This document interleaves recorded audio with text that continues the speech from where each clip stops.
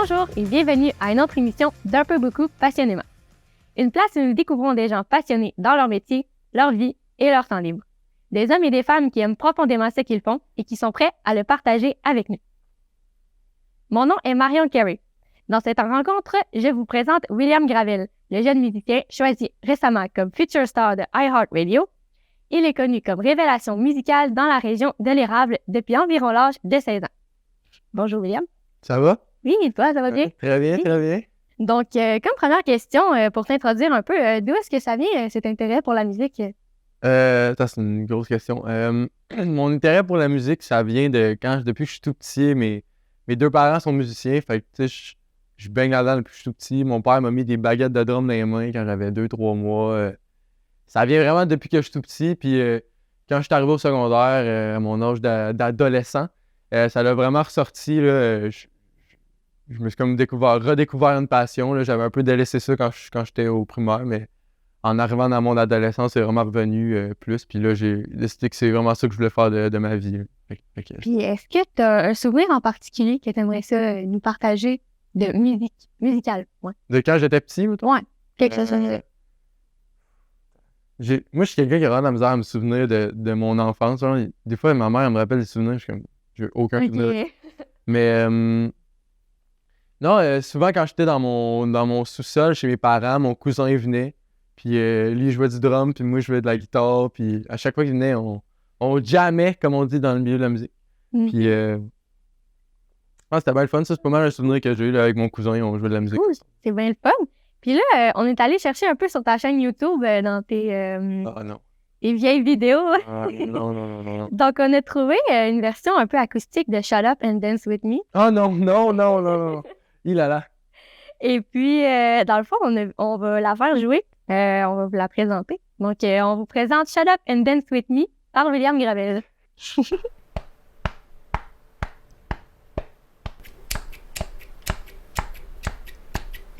We were victims of the night. The chemical, physical kryptonite. Help us to the base and the blazing light. We were born to get together, born to get together. Donc, on vient d'entendre ça. Wow! Ah, merci. C'est bien. T'avais quel âge? J'avais 13-14 ans max. Là. Ouais. Et c'est bon. Et puis, on voit que tu fais un peu des partitions avec des tasses. Ouais. Où est-ce que ça devient, ça? Là? Mais ça, c'est une vidéo que j'avais vue sur YouTube d'un gars qui s'appelle Rumi qui avait fait exactement ça. Puis je me suis dit, en cool, je vais le refaire. Genre. Mais ça n'a pas eu l'effet escompté. Mais regarde, j'essayais des choses quand j'étais plus jeune. Là, je sais pas, je regardais des artistes puis je suis comme, hey, je veux faire ça. J'avais peut-être pas le talent pour back up mes ambitions, tu sais, mais écoute, j'ai essayé des affaires, là. Je m'amusais, là, dans ma chambre tout seul quand je revenais de l'école, je faisais ça, puis... Faut commencer quelque part aussi, ouais, hein? exact, on commence ce Ben oui. Et puis, est-ce que tu as un artiste en particulier, ou même si c'est pas un artiste, juste quelqu'un qui t'a inspiré à devenir musicien, qui t'a donné envie de faire ça?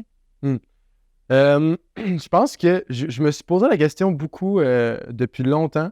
Je pense que l'artiste qui revient tout le temps, c'est Charlie Puth.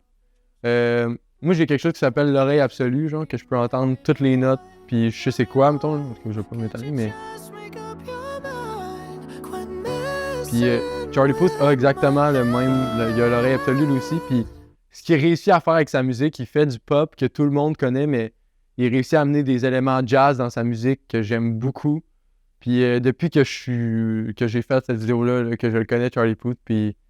Je l'admire beaucoup pour ce qu'il fait, mettons. Là. Fait que ce serait pas mal mon inspiration. Ouais. Eh bien, écoute, c'est le fun. Et puis là, dans ton répertoire de chansons, on a aussi la chanson 2 minutes. Oui! Ouais. Un peu plus vieux, un peu plus écoutable. Ben oui, ben... Et puis, dans le fond, on est allé voir là, puis on voit les paroles un peu plus d'amour. Ouais. Je sais pas si on peut dire ça comme ça. Tu sais, est-ce qu'on va l'écouter maintenant? Donc, c'est 2 minutes par William Gravel. Je nagerais toutes les mers du monde si je sais que j'aurais pas le choix. Je profiterai de chaque seconde dans 2 minutes avec toi. Je pourrais décrocher la lune, courir jusqu'à Ottawa, me faire pousser des ailes juste pour 2 minutes avec toi. Je saurais te plaire, satisfaire toutes tes attentes. Je saurais quoi faire pour que notre vie soit permanente. On dira notre histoire quand on avait notre vie d'avant. On se regardera dans le miroir, toi, moi et nos enfants. Je nagerai toutes les mers du monde si je sais que j'aurai pas le choix. Je profiterai de chaque seconde dans 2 minutes avec toi. Je pourrais décrocher la lune, courir jusqu'à Ottawa, me faire pousser des ailes juste pour 2 minutes avec toi. Donc, on vient d'entendre ta chanson 2 minutes. C'est très bon. Merci. J'adore. Et puis là, on voit des paroles plus d'amour, on parle de famille, on parle d'enfants, on parle ces choses-là. Est-ce que ça démontre un peu tes convictions à toi ou bien c'est juste de l'imaginaire? Que tu te bases sur quelque chose? Quand j'ai écrit ça sur le moment, je le pensais là. Quand j'ai écrit ça, c'était vraiment qu'est-ce que je pensais là. Évidemment, j'ai vieilli, je suis pas vraiment les mêmes... je ressens pas les mêmes choses qu'à ce moment. Fait que aujourd'hui, je regarde ça, puis avec un peu de nostalgie, je regarde ça, puis aujourd'hui, je vois la vidéo, puis j'avais eu bien du fun avec mes amis cette journée-là à filmer ça. Puis quand je regarde cette chanson-là et mon album 2 minutes que j'avais mis en ligne, c'est tout moi qui avais fait la promo, c'est tout moi qui avait enregistré, composé, écrit. J'avais booké le studio moi-même, puis tout. Fait que, tu sais, puis j'avais 16-17 ans, fait que pour tout le travail que j'ai fait, je l'ai tout fait tout seul, quasiment, puis pour vrai, je regarde ça, puis je fais comme moi, j'étais craqué, là, genre, pour vrai, c'était cool quand même, qu'est-ce que j'ai fait. Évidemment, musicalement, au niveau paroles, puis musique, tout, c'est vraiment pas le même vibe qu'aujourd'hui, ma chanson Démon dans ma chambre que j'ai sortie récemment, ça détonne beaucoup, là, c'est pas du tout le même vibe, mais sur le moment, en tout cas, aujourd'hui, je regarde ça avec de la nostalgie, je suis quand même fier de ce que j'ai fait, puis fait que Puis on voit dans la vidéo que tu as quand même vraiment du plaisir avec tes amis. Là, il y a... C'est qui, dans le fond, les... Il y avait mon ami William Paris, Ulrich Somme qui était là, Maël Bédard aussi, qu'on n'a pas vu beaucoup, mais qui filmait, en tout cas, les coulisses du vidéoclip. Là, cette journée-là, puis il y avait Alexandre Isabelle aussi qui m'a aidé à filmer le tout. Cette journée-là, c'était une journée d'été. Mon père, dans ce temps-là, avait un Westphalia qu'on a emprunté, puis que j'ai conduit pendant une journée, puis on s'amusait, on se promenait. C'était vraiment une belle journée pour rester. J'ai vraiment des bons souvenirs de cette journée de tournage-là. Ben, félicitations pour cette réalisation-là. Merci. Donc, on voit que tu es devenu célèbre en peu de temps, ici, dans la région. Mm-hmm. Et puis, il y a des chansons qui passent à la radio. Mm-hmm. Qu'est-ce que ça te fait de t'entendre comme ça à la radio? Est-ce que ça t'évoque quelque chose en particulier? Passer à la radio, c'est un rêve que j'avais depuis très, très longtemps. Puis, évidemment, j'ai déjà passé à la radio. Ma chanson de 2 minutes est passée à la radio, mais c'était juste, tu sais, mettons, je suis allé faire une entrevue, puis elle a joué ma tune après. Mais tu sais, ma tune ne jouait pas dans la programmation du poste de radio. Ouais. Ça.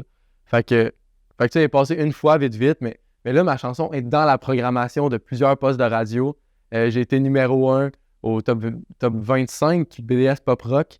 Il y a plein de choses qui m'arrivent en ce moment au niveau radio, puis ça me fait, je sais pas si c'est un rêve d'enfant, tu sais, fait qu'on dirait peut-être que je m'en rends pas vraiment compte. Tu sais, la chanson est sortie en avril, puis je mettais tout le temps à la radio pour essayer de m'entendre, puis la première fois que j'ai entendu ma tune à la radio, c'est là, 3 jours, genre. Je me suis entendu dans mon char, puis là, j'ai vraiment pogné un 2 minutes, là, je fais « Wow, OK, je passe à côté de Fouki puis de Jay Scott, puis tu sais, je passe en même temps que ces gars-là, là, puis ces gars-là, c'est des superstars du Québec, là, tu sais, c'est quelque chose. Fait que je regarde ça, puis oui, avec beaucoup de fierté, puis je suis très content, très reconnaissant de tout ce qui m'arrive ces temps-ci.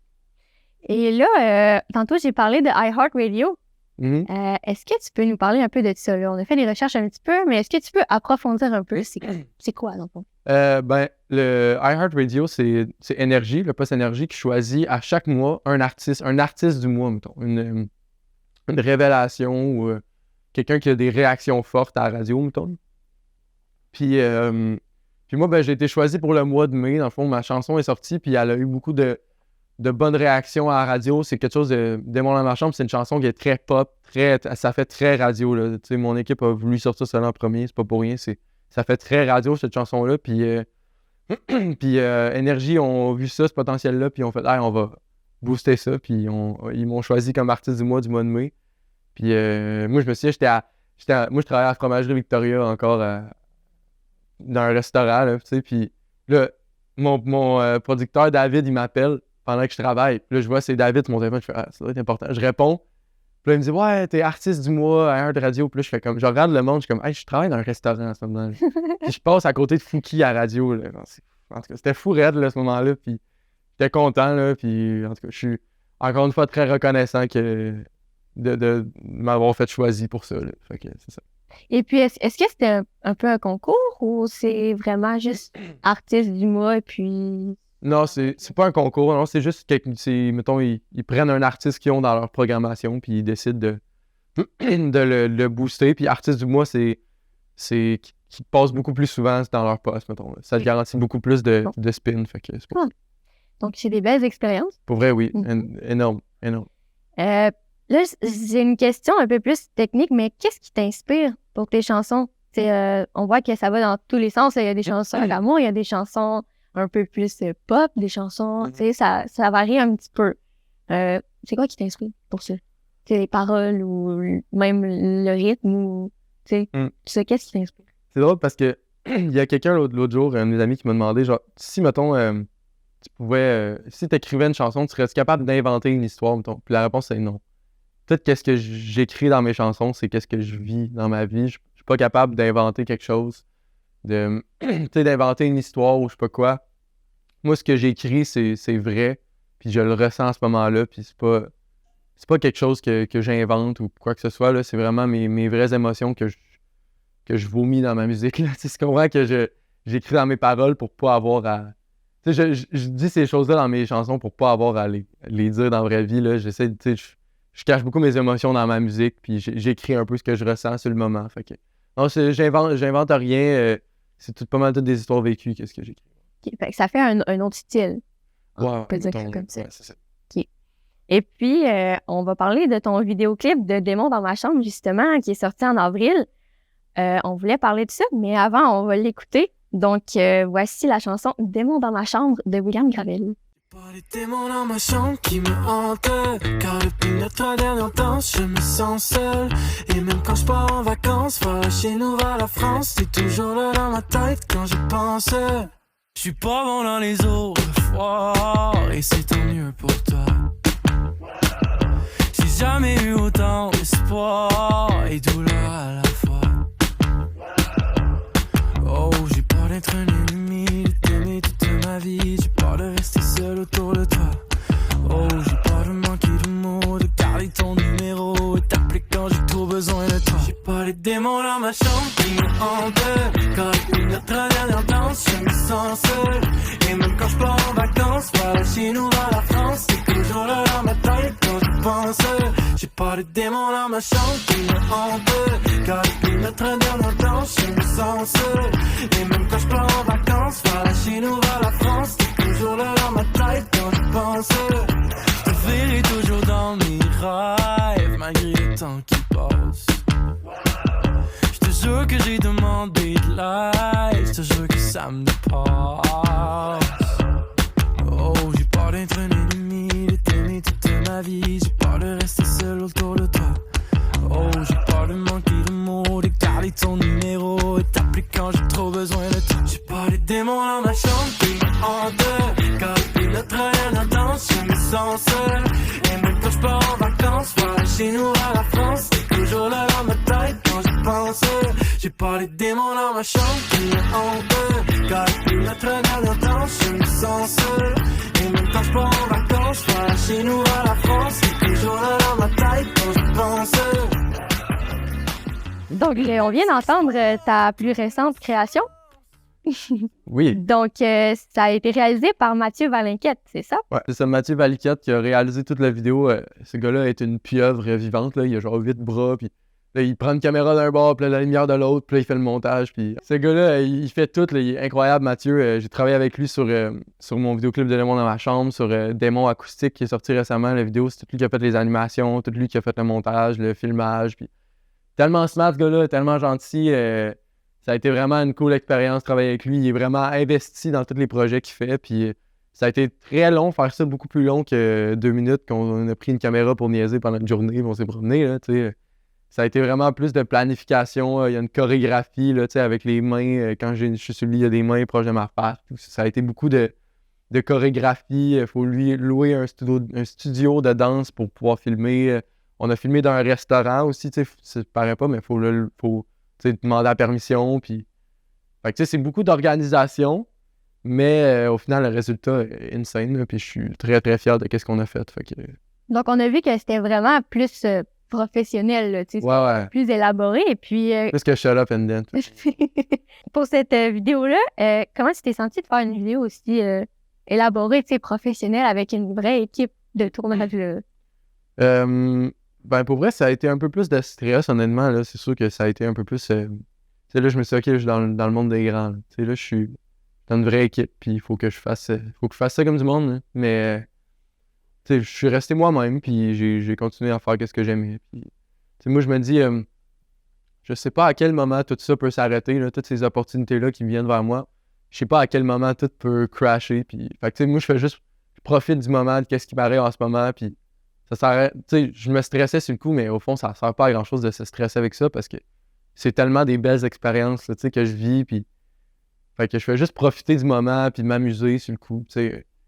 Sur le tournage, là, tu sais, je m'amusais encore avec mes amis, là, je filmais des TikTok, là, puis on a fait une vidéo en coulisses encore, puis on niaisait, là, tu sais, c'était encore une cool soirée au restaurant, filmer ça, mais tu sais, c'est sûr que je me dis, tu sais, il va y avoir plus de monde qui vont voir ça.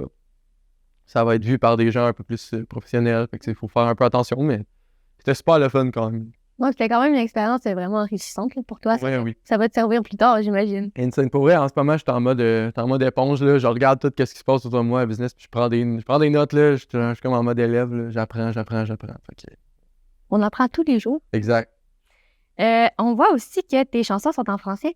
Ouais. C'est ce qui est bien parce qu'on est quand même dans un monde musical anglophone. Des fois, il y a plus de chansons en anglais. Ouais. Est-ce que tu penses toujours écrire en français ou peut-être aller visiter l'anglais un petit peu? C'est sûr que je veux continuer d'écrire en français. Moi, j'ai été un bout que j'ai fait des compositions en anglais. J'ai fait un EP quand j'étais 14-15 ans, là, des 5-6 chansons que j'ai faites en anglais.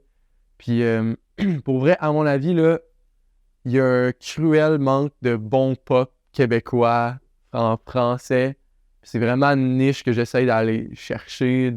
Vraiment du bon pop québécois, là. Je trouve que j'ai envie de faire ça. Je trouve qu'il y a quelque chose que je peux apporter à ce monde-là du pop québécois que personne apporte. Puis je pense que j'ai ma place là-dedans, puis c'est là-dedans que je suis le meilleur aussi. Je trouve aussi qu'en français, c'est plus facile. Tu sais, moi, je suis quand même bilingue, là, je suis capable de parler en anglais, mais je trouve qu'en français, je pourrais jamais trouver les mots en anglais qui veulent dire exactement ce que je ressens, exactement ce que je pense. En français, c'est tellement facile. Là. Je pense quelque chose, genre, puis je l'écris, puis ça va dans ma chanson. Tu sais, c'est beaucoup plus simple. Ça me permet d'être beaucoup plus franc aussi. On dirait que si je chante en anglais, je vais me mettre un masque d'en face. Là. C'est pas vraiment moi. C'est important aussi que je reste moi-même dans mes chansons. Puis il y en a beaucoup qui me font remarquer que dans mes tunes, j'ai une espèce d'accent. Tu sais, il y en a beaucoup qui chantent en français, mais qui ont un léger accent français, tu sais, qui articulent bien leurs mots. Et moi, ça m'arrive de dire des mots genre tout croche dans mes chansons, mais c'est comme ça que je parle dans la vraie vie. Fait que c'est important pour moi de garder ça, de pas me donner un air, tu sais. C'est important pour moi de chanter comme que je parle, puis tu sais, je dis pas que ceux qui chantent en français de France, ils se donnent un air ou whatever, là. Tu sais, c'est leur choix artistique. Peut-être qu'ils aiment mieux ça. Moi, j'aime mieux chanter comme que je parle dans la vie, parce que je suis un gars transparent, honnête, puis... Ça donne une certaine authenticité à ta musique, donc. Exactement. Donc, aussi, pour justement la chanson Démon dans ma chambre, tu fais affaire avec une compagnie discographique. Ouais. C'est ça? Est-ce que tu peux m'en parler un petit peu? Ouais. Comment ça fonctionne? Dans le fond, la maison de disques qui m'a engagé s'appelle Goliath Music. C'est la maison de disques à David Jalbert. C'est lui qui gère tout. Puis c'est ça, il m'a beaucoup... il m'a pris sous son aile un peu, David. Là. Au début, j'ai parlé avec Mario Pelcha, qui est un grand chanteur du Québec. Ça a été une grosse histoire, ça. Je vais raconter un peu l'histoire, là, mais j'ai enregistré en studio avec un ami qui s'appelle Jérôme Boisvert. Puis lui, il m'a dit « Hey, tu pourrais envoyer tes tunes à Mario Pelcha. » Je fais comme « Mario Pelcha, sérieux. Là. Il est ben trop occupé, ce gars-là. Ben trop hot, il va jamais me répondre, là, tu sais. Là, mon père, il me dit « Ouais, là, tes tunes. » Fait que j'ai envoyé par email à Mario Pelcha. Ça a pris 15 minutes. Genre, il m'a répondu « Hey, t'es qui, toi? C'est donc hot, qu'est-ce que tu fais? Whatever. » Là, je fais comme « Lui, c'est lui qui a signé les deux frères. Tu sais, il travaille pour Québécois, qui ont Marc Dupré, tous les gros artistes. Là, je suis comme « Wow, t'as peu, là. Je viens de rentrer dans le monde des grands un peu. » Puis malheureusement, avec Québécois, ça n'a pas fonctionné. J'étais censé signer avec Québécois, avec Mario Pelcha. Finalement, ça n'a pas fonctionné. Puis c'est là qu'il m'a référé vers David. David qui prend soin de moi depuis là. Fait que c'est ça, depuis ce temps-là, c'est lui qui s'occupe de produire mes chansons. Fait que il m'aide beaucoup tout là-dedans. Là. Fait que c'est ça. Il m'apporte beaucoup de professionnalisme à mon art. Puis c'est super cool. On forme une super belle équipe. Là. C'est super le fun de travailler avec lui. Fait que c'est ça. Ben, il y a des beaux résultats, en tout cas. Hein? Est-ce que tu penses rester avec eux longtemps? Comment vas-tu ça? J'ai aucune idée. Là. Pour l'instant, tout va bien. Pour l'instant, on travaille bien ensemble. Qui sait ce que l'avenir nous réserve? J'ai aucune idée. Pour vrai, moi, pour l'instant, je suis très bien. Puis ça travaille super bien avec eux. On a un album qui va s'en venir l'année prochaine. Une prochaine chanson qui va s'en venir vers la fin de l'été. Pour l'instant, on a des projets. Puis ça roule bien. Puis moi, je continuerai comme ça. Ça va bien. Donc, tu nous parles de show, de spectacle. Aimes-tu ça faire des spectacles? Oui, j'aime ça faire des spectacles. C'est très le fun. J'en parlais avec David justement l'autre jour. David, mettons, il me disait, puis aussi mon ami Émile Bourgault m'a dit la même chose. Les autres, mettons, dans la musique, tu peux, mettons, soit tu fais du studio, tu fais des chansons, ou bien tu joues live, tu joues sur un stage. Mon ami Émile et David m'ont dit, moi j'aime beaucoup plus faire du live, des shows que d'être en studio. Moi, tu vois, c'est un peu plus le contraire. Moi, j'aime beaucoup plus être en studio. Je suis plus un scientifique là, de la musique un peu. J'aime ça créer, j'aime ça. C'est ça que j'aime le plus dans la musique, c'est faire de la musique. Mais c'est sûr que faire des shows, j'adore ça. C'est tellement. C'est un party, là. On fait des shows, là. C'est le fun. Tout le monde est dans la salle. La plupart chantent ta tune quand tu la joues en même temps que toi. C'est tellement insane comme feeling là, de chanter une chanson puis le monde la chante avec toi. C'est toi qui écris ces paroles-là. C'est quelque chose. Puis, fait que, tu sais, oui, j'adore faire des choses. C'est vraiment une des choses préférées dans ma vie, faire ça. C'est sûr que moi, je préfère largement être en studio puis faire de la musique. Ça, c'est ma zone de confort. C'est là que j'aime ça. C'est d'être en studio ou d'être dans ma chambre en train d'écrire une chanson ou whatever. Là. Fait que c'est deux parties de l'industrie de la musique que j'aime beaucoup. Mais ouais, j'aime beaucoup faire des choses. C'est super le fun.